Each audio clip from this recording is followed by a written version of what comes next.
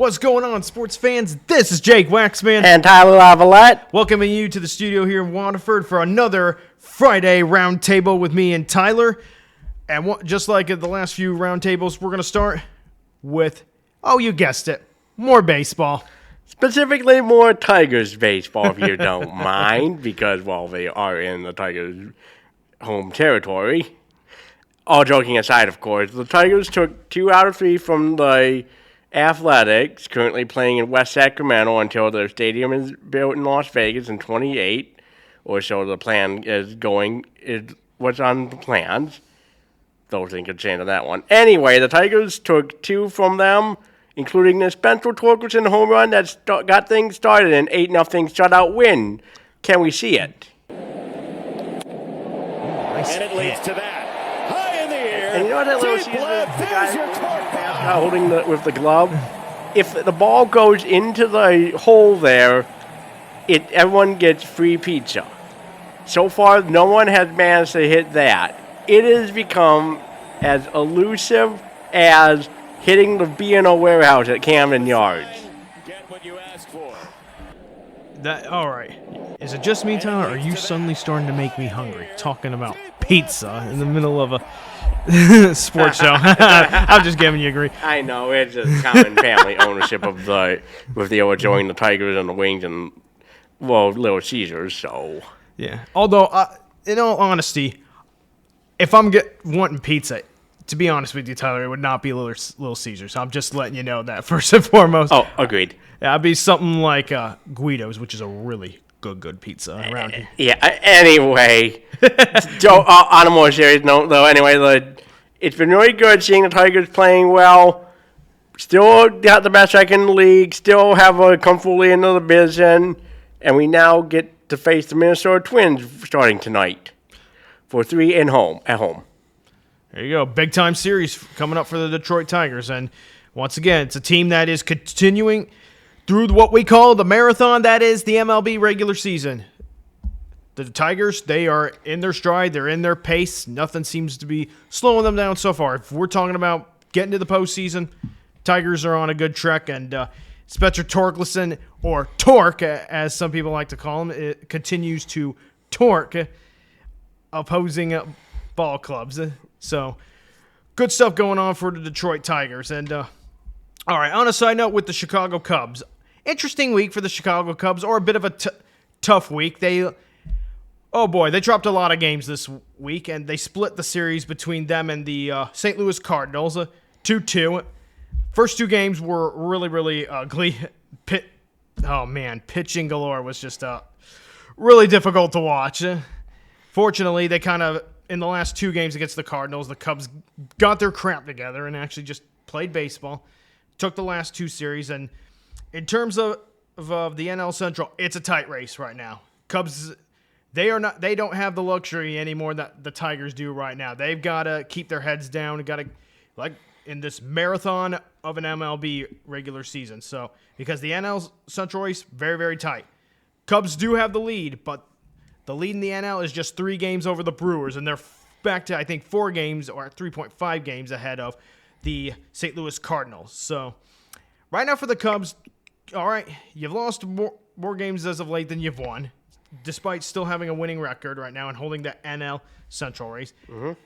Right now, simple thing. Get healthy, all right? Play better, but you got to get healthy. They need their best pitchers back as fast as possible, including Shota Aminaga. And the younger guys, there's going to be a lot of pressure around those younger guys to step up and do wonders for the Cubs at this moment. I will have you know about Shota. He pitched yesterday.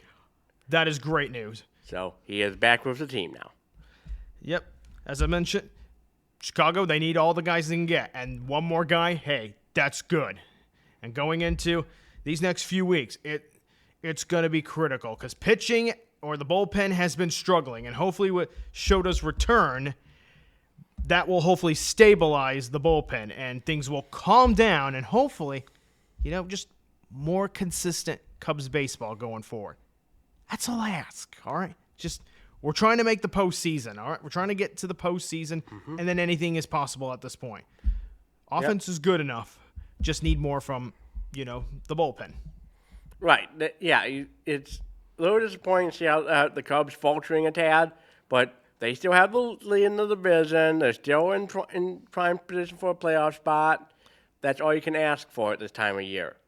When you really get into late August, early September, once we get past the trade deadlines, we are definitely going. It's okay to start getting a little more nervous.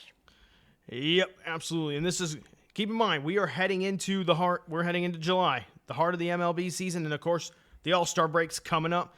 So maybe that's an All-Star break that the Cubs are looking forward to. Maybe a little too soon based on what we've seen from the Cubs lately, but just get your focus back in order, get things sorted out with the pitching, get healthy, and just, 1 week at a time. All right. So I know I say this over and over again, but it's a marathon. You can't, one game is not going to decide your game, and one series is not going to decide your season. All right. You got to take it the Cubs just need to focus on every series like, their playoff hopes are in jeopardy.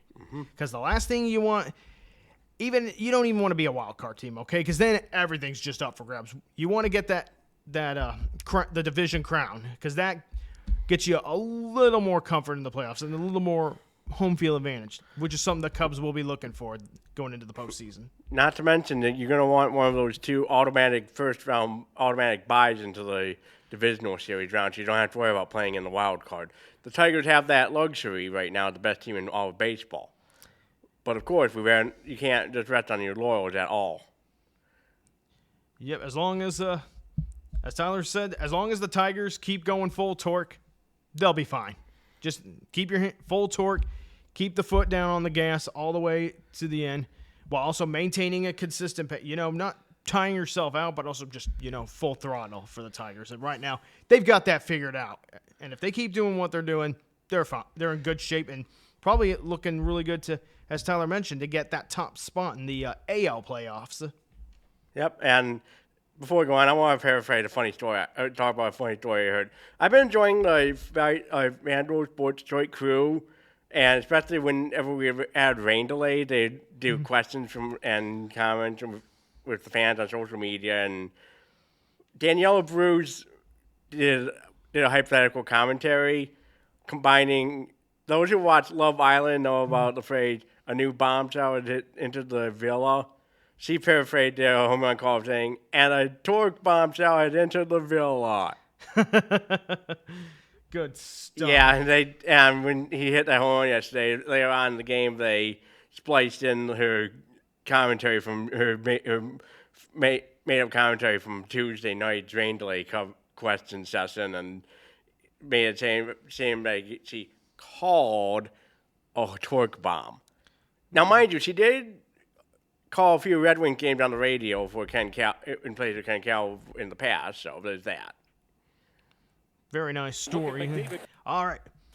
Speaking of rolling the clip into the next video or shifting gears into hockey, okay, can we see the clip, please, of Connor McDavid doing what Connor McDavid does best? So, NHL offseason already underway, and the news is, of course, right now, there's been a lot of talk about whether or not Connor McDavid is looking for an extension with the Edmonton Oilers, or could he potentially test the free agency market and sign somewhere else in just a few months after leading the Edmonton Oilers to their second straight Stanley Cup Finals appearance. Of course, for the second straight year in a row, the Oilers fell short against the Florida Panthers. But all is not well right now in Edmonton. I mean, here's the thing. I think McDavid is going to re-sign with the Edmonton Oilers. There's no doubt about it. I do believe he's going to re-sign with them, but Edmonton could be sweating things out this summer. The Oilers, they could be in for quite a wait, because I have a feeling, based on with the pain of losing the Stanley Cup 2 years in a row, I wonder if McDavid, with the way he's kind of working things through this offseason or navigating this offseason, I wonder, Tyler, if there's something he's trying to tell the Edmonton Oilers. Yeah, that's what it is. Things aren't looking good in that part of Alberta. Now, if you're a Calgary Flames fan, you're definitely salivating at that thought of your provincial rivals having these issues. But really, this is about as bad for Oilers fans as whatever rumors there were about Wayne Gretzky potentially being traded, as he ultimately did to the Kings. Another prominent player of their team, decades apart, there's the possibility of him leaving. You just never know. Could he stay? Maybe. But there's no guarantees in hockey. Tyler said it best. No guarantees. One would think that with the success that the Oilers have had, even falling short of the Stanley Cup 2 years in a row, but getting there 2 years in a row is an extremely, extremely difficult thing to do. And yet, there seems to be discontent with McDavid and the Edmonton Oilers, or at least McDavid is feeling a little discontent. So here's the thing. You have to look at the mindset. The thing is, I think Connor McDavid kind of has an understanding of one such thing when it comes to a lengthy career in the NHL. You're not gonna be in your prime forever. You're not gonna be young forever. I think Connor McDavid really has come to understand this, and I think kind of what's going on between him and Edmonton. Maybe it's not as much as discontent, but it could also be McDavid is kind of weighing all the options, and he's thinking things through. Like, okay, I know I'm not going to be in my prime forever. I played hockey for 10 years now with the same team. And I have to, and if you're Connor McDavid, you're thinking to yourself, okay, do I want to stay here with Edmonton? Finish my career, be loyal to the team that gave me a chance? Or do I want the Stanley Cup? Do I think I can win the Stanley Cup with Edmonton? Or do I not think I can win it with the Edmonton Oilers? Because clearly, here's the thing. Players like Connor McDavid, they are under superstars like McDavid. There's tremendous amount of pressure on their shoulders. There's always that no matter what other things they do, even if they go to the Hockey Hall of Fame, there's always that judgment that some people have, like, oh, he never won a Stanley Cup. And clearly, that's where the pressure, for McDavid, that's where the pressure's coming from. He wants to win the Stanley Cup. Right now, he's weighing his options. Like, does he think staying in Edmonton is his best chance to win the Stanley Cup even just once in his career? Or does he think he has a better shot if he evaluates his options on the market? Yeah, that is very important because, once again, the Great White North doesn't have the Stanley Cup in its own country. There's that to consider. Indeed. And you know what? One thing also to consider, one final thing that we're thinking about. Let's say, of course, he decides to request a trade from the Edmonton Oilers. Who do we think's going to line up? Does that team from Toronto line up? Do the Maple Leafs go all in on McDavid if he wants to get out of Edmonton? Maybe the Calgary Flames put forth everything they got to get McDavid, wrestle him away from their rivals up north. Or maybe a team maybe Florida makes a push for him. I mean, anything's possible. Okay, I won't leave me, I'm biased as a Blackhawks fan. Maybe the Blackhawks reach out, pair him up with Connor Bedard. Oh, gosh, the Connor and Connor line. I doubt that's going to happen, though, because that would be a huge salary. Tyler, maybe your Red Wings reach out for him. We'll see what happens. I don't know if the Islanders plan entitles that happening. We'll see. Assuming he doesn't re-sign with Edmonton first to begin with, if that happens, all of our talk or hypothetical is a moot point. Absolutely. As of right now, it's just all talk, and I really don't think there's, that I know I said the word discontent earlier, but I don't think for sure there's discontent between Edmonton and Connor McDavid. I just think that Connor McDavid right now, he's thinking about, the prime of his career. He wants to go play for a hockey team that has the potential to win a Stanley Cup. He wants to get that Stanley Cup ring at least one time. And right now, I think McDavid right now, and this could be a long summer for the Edmonton Oilers, and I think that's just because Connor McDavid is wisely weighing out all his options. And at some point, he'll make a decision on whether or not he wants to try again to win the Cup at Edmonton, maybe sign a 4-year deal, or request a trade to someone who he knows has a great shot to win the Stanley Cup and is just one piece away from it. We'll just have to wait and see what happens. Yes, indeed. And speaking of hockey, happy draft night, everybody. It's that wonderful time of year where tonight Some kid's dream of joining the NHL is going to come true, and somebody is going to be named the number 1 pick in this year's NHL Draft in Los Angeles. Can we roll clip, please? So a couple years ago, it was this guy, Connor Bedard, who was taken at number 1 overall by the Chicago Blackhawks. And tonight, as I mentioned before, some young kid's dream, some 18-year-old is going to have this dream come true. He's going to be the first on the stage. There's a lot of talk about who it could be.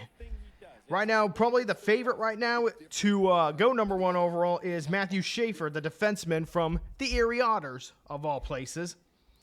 And other guys that maybe could go first. I mean, there's no clear, going into this draft, there's just no clear number 1 favorite. I mean, there's not like a Connor Bedard or a Macklin Celebrini who's going to play right away. This is a draft that I think is going to be loaded with players who are going to develop for some time to come.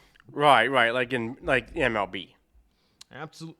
Indeed. So let me give you guys the draft order. So the New York Islanders, they're the lucky ones tonight. They get the number 1 overall pick to start. San Jose goes second, followed by the Chicago Blackhawks in third.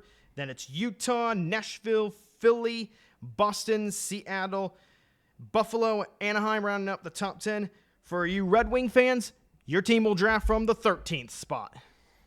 All right. So Red Wings fans, you'll be waiting a little, but not too long of a wait, barring any trade shenanigans. Speaking of trade shenanigans, so there's been some talk surrounding the Blackhawks. They've got the number 3 pick, but they're not 100% certain what they want to do with it. And there's been some talk that they may actually, in spite of having 2 first-round picks tonight, they may trade down from number 3. So there's some partners that I think could be favorite. Like if Chicago decides we want to trade down, Philly could be in the conversation, Seattle, and maybe even the Detroit Red Wings. You really think those 2 teams that are 5 hours apart on a good drive on 94 would really want to play nice with each other? I mean, we used to be conference rivals. Now that we're in kind of opposite conference, I mean, nothing's impossible. But again, it's only a thought, and we don't know exactly what the Blackhawks are looking to do. Yeah. All this, I mean, I've got some predictions in terms of the NHL draft, but mind you, I am no expert when it comes to the NHL draft. This is merely all best guess. Yeah, let's just leave that to the folks at Rogers Sportsnet in Canada, as well as the ESPN hockey gurus here in America. Absolutely, indeed. So, in terms of predictions, I'll tell you who's going to go number 1. I'm just going to go with Matthew Schaefer, the defenseman out of Erie. He's the clear-cut guy to go number 1, and I believe the Islanders are also looking for defense, and best defenseman available. So would not shock me at all to see him go number 1. And then the Sharks, I've got them taking Michael Missa from Saginaw at number 2. Ooh. Another OHL team, if I am correct. Oh, yeah, I remember they won the Memorial Cup a few years back when they hosted it. So we would have we would have a defenseman going number 1. It's the first time in a while. And then we would have a center going at number 2. And this is another one of those drafts that is loaded at center. And speaking of which, so the Blackhawks, they're looking at a center. One, Anton Frondell by name from Sweden. He's clear. So far, he's been labeled as the favorite for the Blackhawks to take at number 3. I have some doubts there. I think there's some bigger needs for the Blackhawks. I don't think they're just looking for center. The Blackhawks, they had trouble scoring goals in the NHL last year. They need more scoring depth, which is why I believe I could see them trading down to get this guy, or they may stay at number 3. So either way, I got them taking a guy by the name of Porter Martone, a forward out of Brampton, and another OHL prospect. OHL hockey, no slouch. Yeah, no wonder these Canadian hockey leagues don't have any NHL affiliation for a reason. No, indeed. All right. Red Wing fans, I'm sure you probably want a prediction. You want a prediction from me, I'm sure. Who do you think? You're like, Jake, who you thinking the Red Wings are going to take? Okay. I will answer their question. Tyler, I'm going to answer your question on this. I think they're going to stay at number 13. I don't think they'll trade up. Okay. And here's my prediction. You know what? If Sweden had a national team inside of the borders of the United States, it would be the Detroit Red Wings. So you know what? I'm going to go with what the natural order of hockey demands. And I've got the Red Wings drafting another Swedish-born hockey player at number 13. I've got them going with Eklund winger, or Victor Eklund, a wing. He can play either left or right wing, which is good for Detroit. I got them taking Victor Eklund at number 13 from Sweden. So, to you Detroit fans and Tyler, have another Swede. I remember the IKEA doing those celebratory posters after the 08 Stanley Cup win, displaying many of the Swedish NHL players at that time that were for the team, with the phrase "how sweet it is," as Swede, SWEDE. I mean, this is a Swedish company and all, so. And here's the thing. While I'm not a Red Wings fan, I've paid attention to them enough to know, okay, a lot of their best players in their history, not just their history, but even some of their best present-day players, seem to come from Sweden. And the thing is, the Red Wings are one of the best teams in the NHL when it comes to developing Swedish prospects.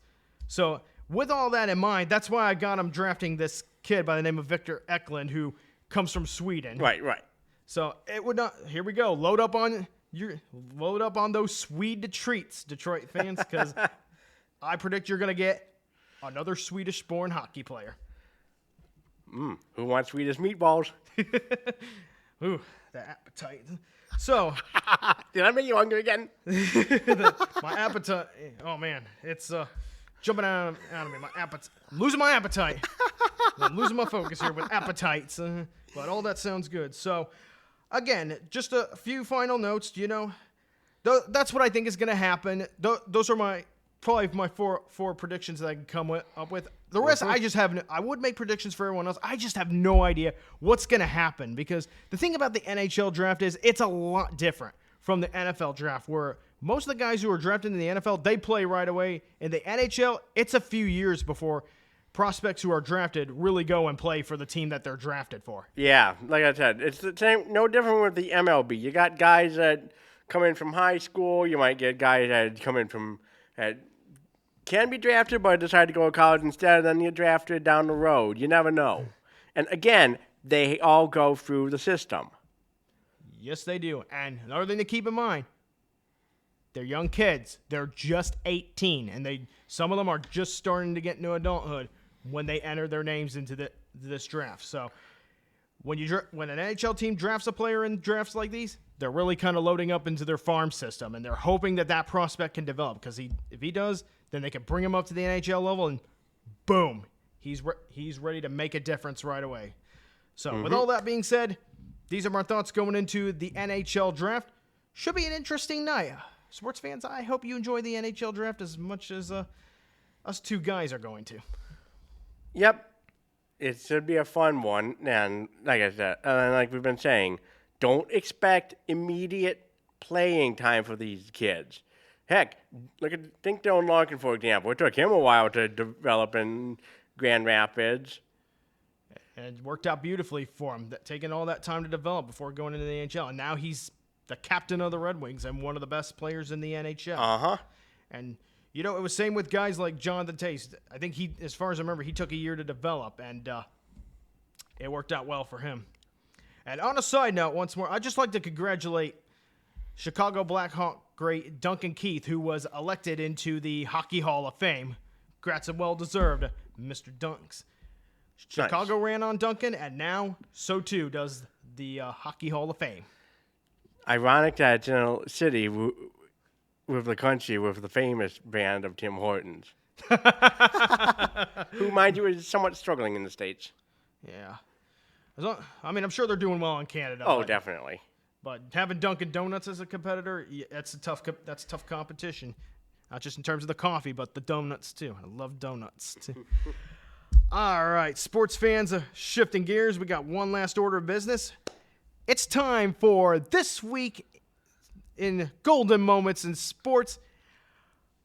So, sports fans, we're coming up to that time where, me and Tyler, we went to an air show last weekend, and after that air show, leading into this Friday, I started thinking about, okay, let's see if I can find a moment during a sporting event where a dad surprised his family in his return from his service.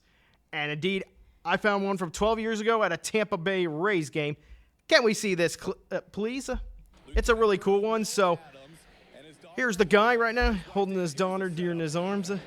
So Will Adams, who was serving in Afghanistan, he decided he and the Tampa Bay Rays came up with the idea of disguising him as the catcher.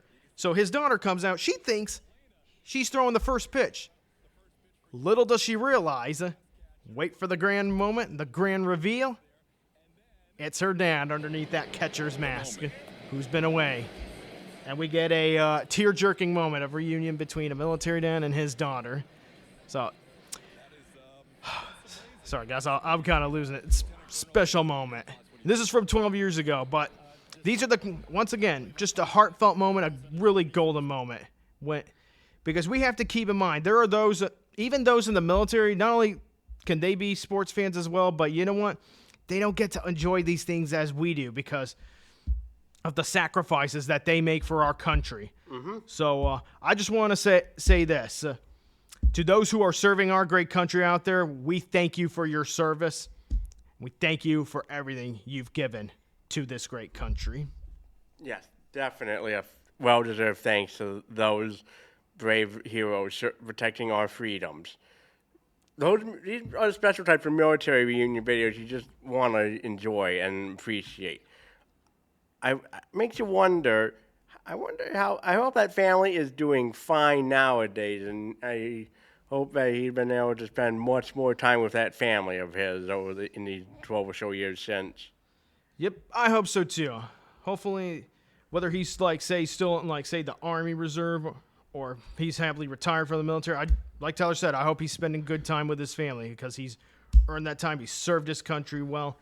And honestly, like I said, what I really liked about this video is what the Tampa Bay Rays did with him. They put him in catcher's gear and made his daughter think that she was throwing out the first pitch. But little did she know she was throwing out the first pitch of the game, but she was throwing it out to her dad, and it was a great surprise and a heartwarming surprise. It's good. I mean, we see this at all sporting events where there's a soldier who gets honored During the game, yep. During the game, but this was, of course, really, really classy by the Tampa Bay Rays, not only for this reunion, but to allow this military dad to actually go out and disguise himself as a catcher and surprise his daughter right on the field. Yeah. And speaking of a first pitch, we had one. We went to the game against the Cubs where we had a first pitch. Seconds later, it's a guy proposing to his girlfriend who wants to caught the ball from her or vice versa, and then next thing you know, he's proposing to his girl Laura, who as it said on the jumbotron. It's fair to assume she said yes to that. Yeah, I wouldn't be surprised either. I'm sure it was all planned out. But once again, moments like these are what makes sports the perfect distraction from everyday life, and for all good reasons. Absolutely. All right, sports fans, that's all we got for this week's Friday Roundtable. Once again, special thanks to my man Tyler Lavalette and to Josh, to Whitney, and a special thanks to everyone who supports this show. We could not do this without you. We are grateful. Again, any comments you want to say or any questions you have for us, feel free to leave them down below in the comments, and we'll try to answer it even during a show. Don't forget to follow us on Two Guys Talk Sports and other things on YouTube, and Two Guys Talk Sports on Facebook. And before we sign off, I want to say we will not be doing an episode next Friday. That is the 4th of July. The studio will be closed, so therefore, no episode. Enjoy your 4th of July weekend, everyone. Absolutely. And we will see you back on the 11th. Yeah, that's right. Enjoy the fireworks, and to all those who've served this great country, thank you so much once more for your service. With that being said, this is Jake Waxman. And Tyler Lavalette. Wishing you all a great 4th of July. See you in 2 weeks, everyone. Take care.